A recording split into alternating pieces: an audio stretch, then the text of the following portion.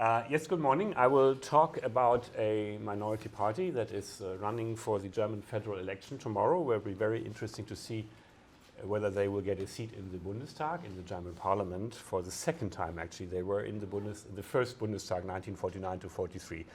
But this is not why I'm giving this presentation. The presentation is more about mobilization of minorities and ethnic parties, and this dilemma between plurality, minority solidarity, and for the minority peoples from their side, like can I still use my free right to vote on whom I want and to associate with that political party that I believe is best, or do I have to back up around the minority party to be solidaric with the minority, because they are the ones that fight for minority rights, that fight for funding of our minority institutions and so on.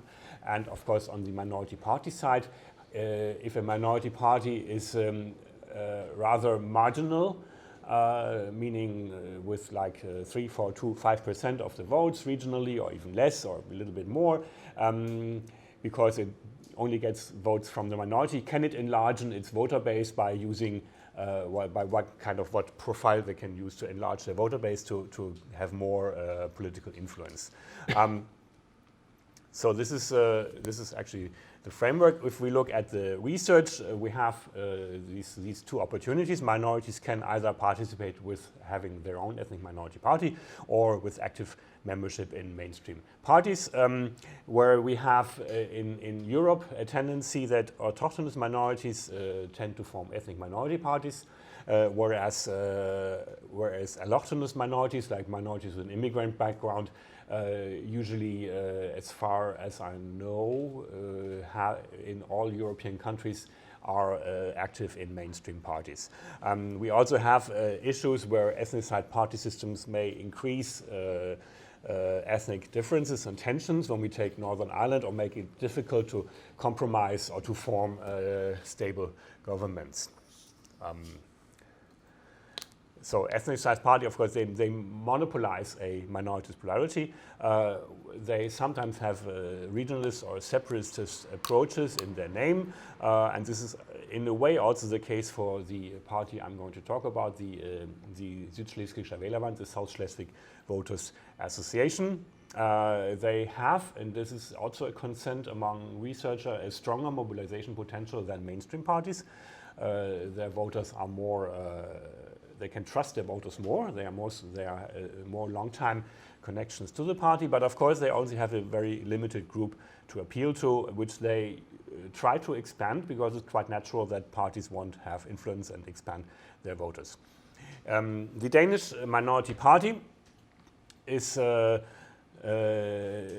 now defining themselves as the Danish and Frisian Minority Party, and this is already a funny thing, because some of the Frisians refuse to be adopted by the SSW, whereas it is a consensus that is the party of the Danish minority.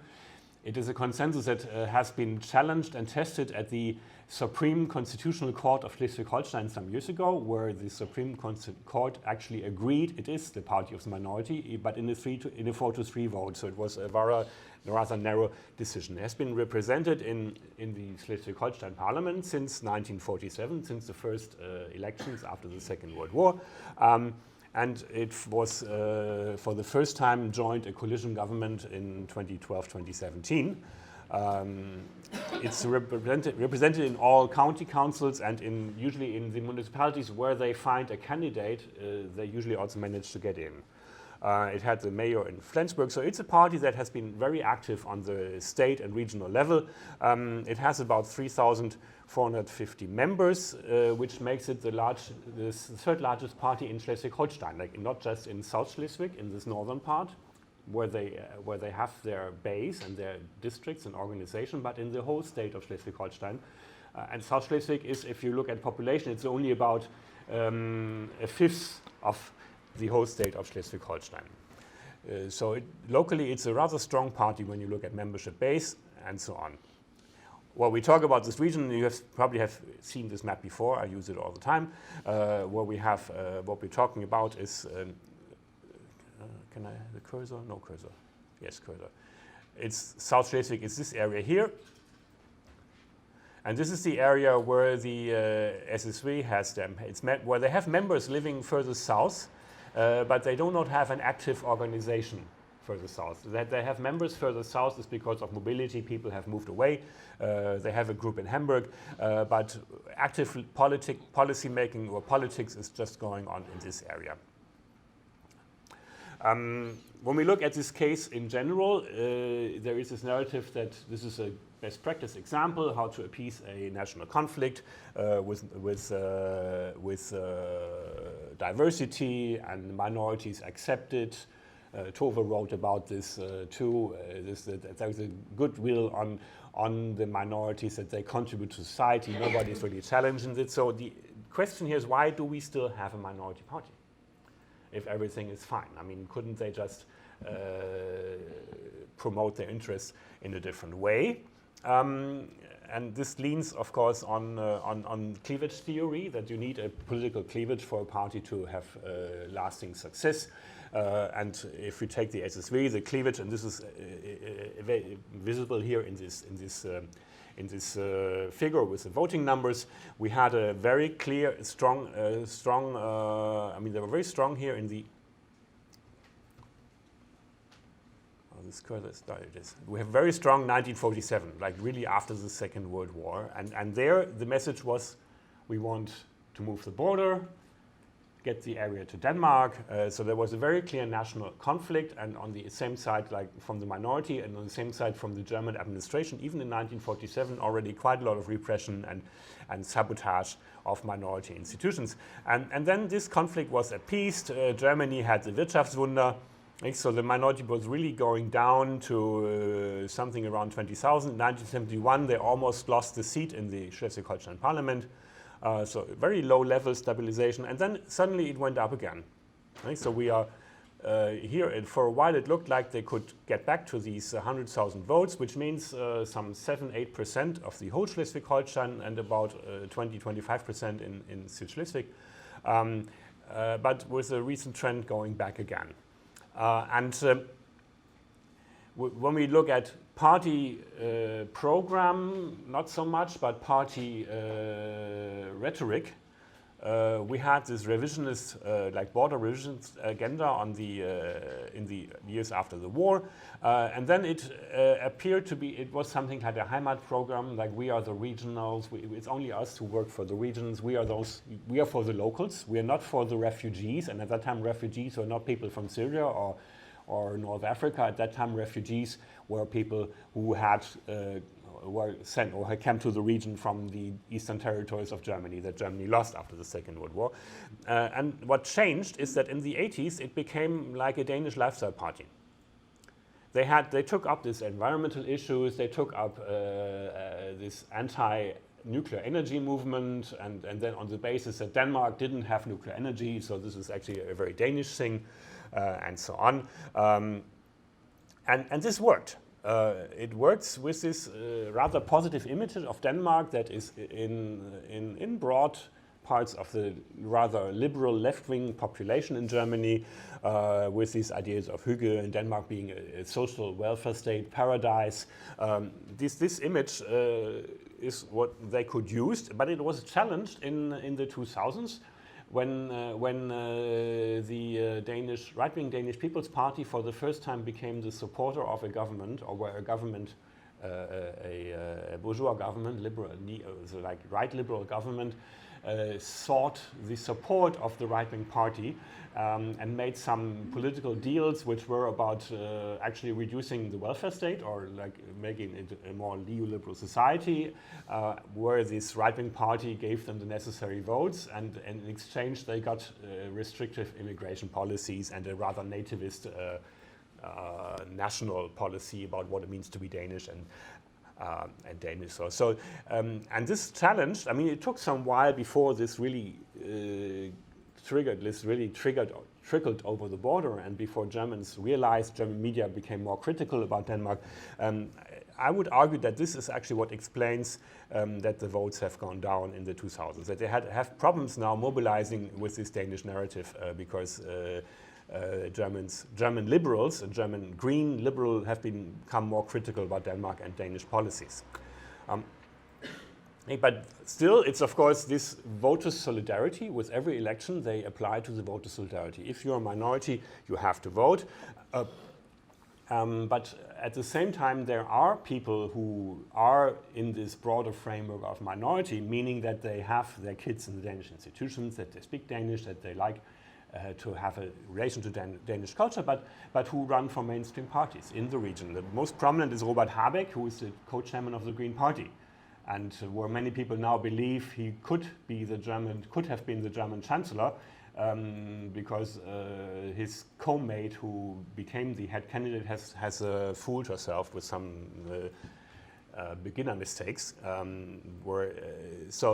He had his kids in the Danish schools, and he's fluent in Danish. He lived in Denmark for many years, so he's a perfect minority representative. But he is, of course, running for the Green, and so there is internally always this solidarity call. And programmatically, what we can see is that the minority parties in the region who are antagonists, like we have the German minority who originally should believe that the region is German, that they have this German roots, and we have the Danish minority who believes that the region is Danish. But now these two minorities kind of work together, cooperate. There is a new study about identity that shows that many of these people identify, or the majority of the minority members in Schleswig identifies most with the other minority, or more than with their kin state or with the state of resident. Like with people from the kin state, people of residence. So we have a kind of new way that minorities probably realize suddenly that they have much in common, and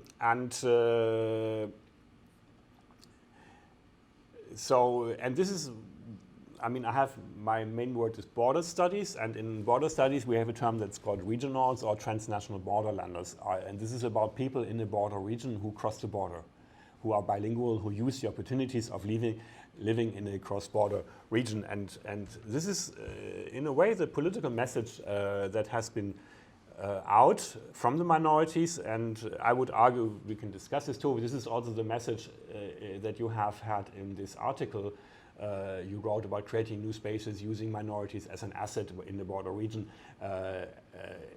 when thinking about development and cross-border cooperation.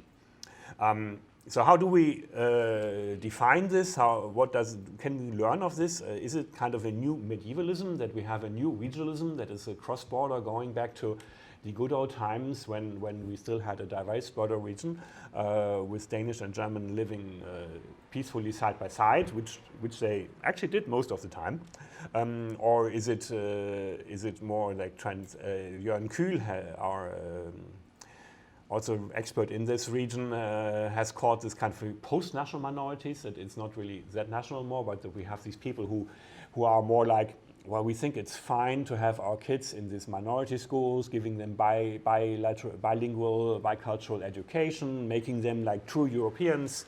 So is this kind of a new way to define minority? So let me see.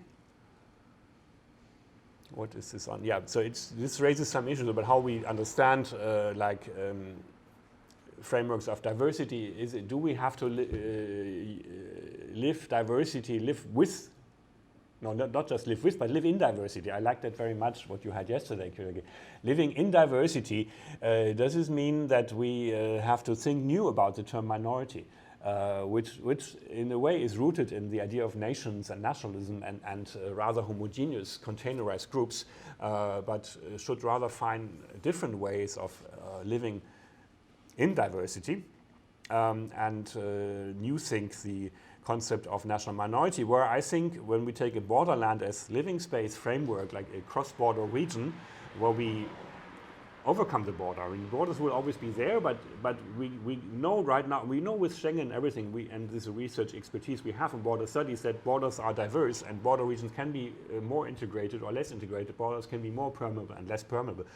And I would argue we can clearly see that for minorities it is an advantage when the border is permeable. This is the most important lesson we can draw from the COVID-19 border closures in spring 2020. Not just in Schleswig, but other places too. Isn't it perhaps a good idea to think a little bit more about transnational borderlander concepts or regionals when looking at border minorities in border regions. Thank you.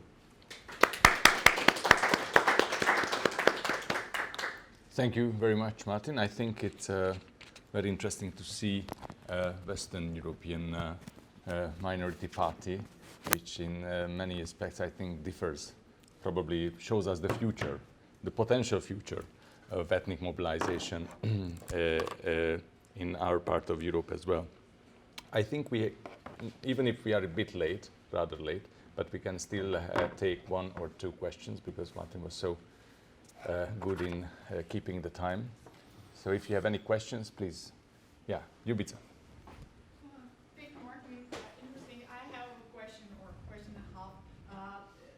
From the new campaign, which voters does the SSV target? And are the issues in their campaign now more minority related or generally related? So what are the issues now in the campaign?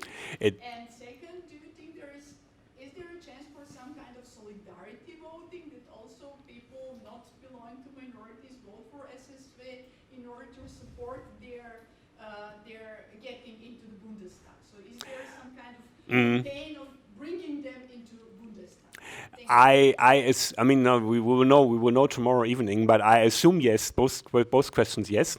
No, the second question yes. I think this from what they, I mean, this is of course what they report themselves. The SSV, they say the campaign has been wonderful. People are so interested in us. We are something new.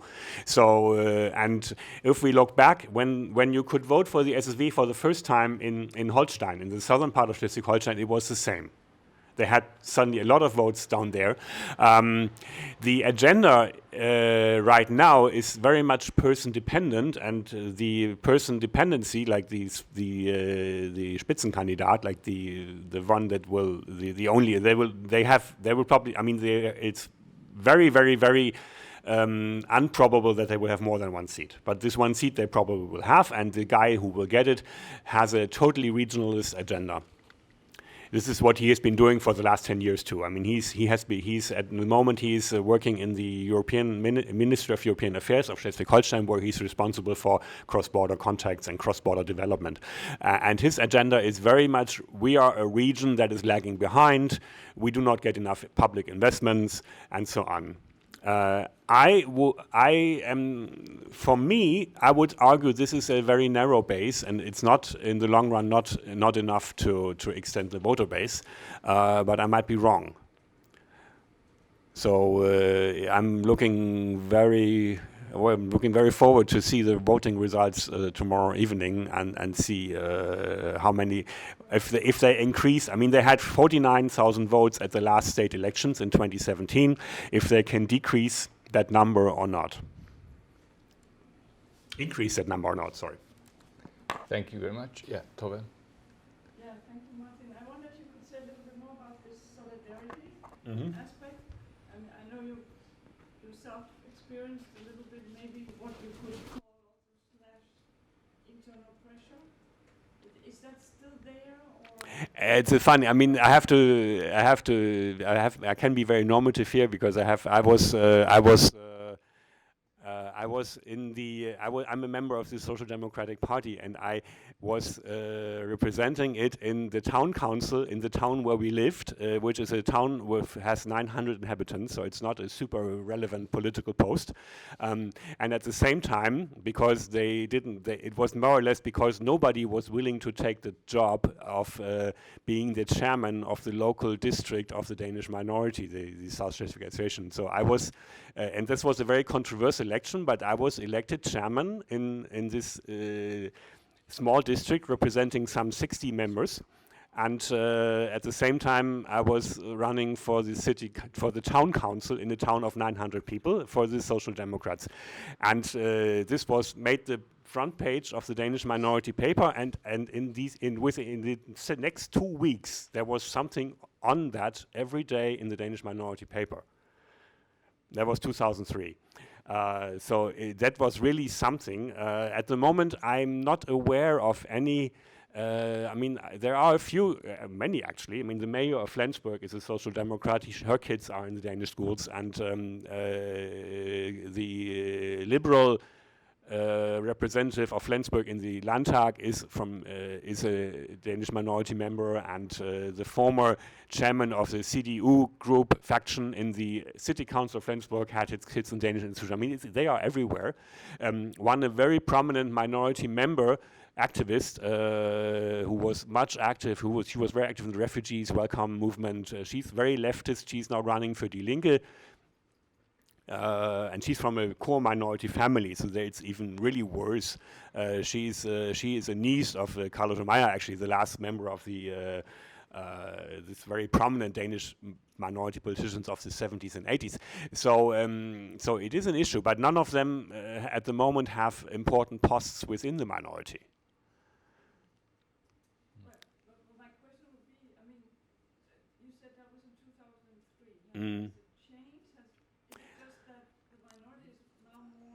I think they realized, because I was also yeah.